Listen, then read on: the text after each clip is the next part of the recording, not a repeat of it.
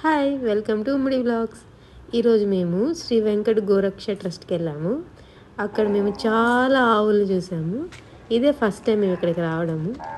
ఇది మన తిరుమలకి వెళ్ళే దగ్గర ఉంటుందన్నమాట. ఎంత పెద్ద గోశాల అంటే నియర్లీ ఒక 500 గోవులు ఉంటాయన్నమాట. అన్ని రకాలు గోవులు ఉంటాయి.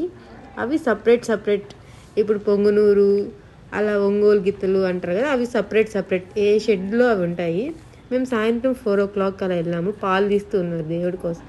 ఆవుల నుంచి పాలు తీసి దేవుడికి అభిషేకానికి పంపిస్తూ ఉన్నారు. చాలా బాగుంది అసలు. నేను అమ్మ నాన్న అందరం వెళ్ళాము. ఫస్ట్ టైం ఇది మేము వెళ్ళడము. చూస్తూ ఉంటే ఎంత బాగుందో. ఎన్ని ఆవులు ఉన్నా కానీ ఎంత నీట్నెస్గా ఉందో. ఇలా ఉన్నా కానీ ఎంత బాగుందో చూడ్డానికి. అంత ప్యూర్గా ఉందన్నమాట. అండ్ ఎయిర్ అంతా కూడా చూడండి ఎన్ని రకాల ఆవులు ఉన్నాయో అసలు. ఎంతో ఇక్కడ ఇంకా షెడ్లు ఎక్స్టెండ్ చేస్తున్నారు అటువైపు, ఆవులకి సరిపోవట్లేదని.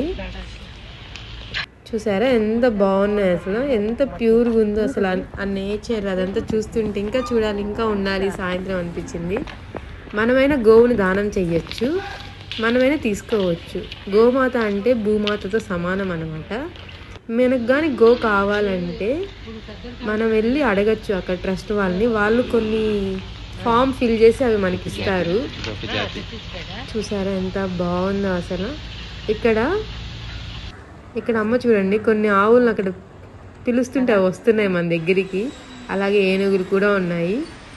ఎంత బాగుందో అసలు చూస్తూ ఉంటే.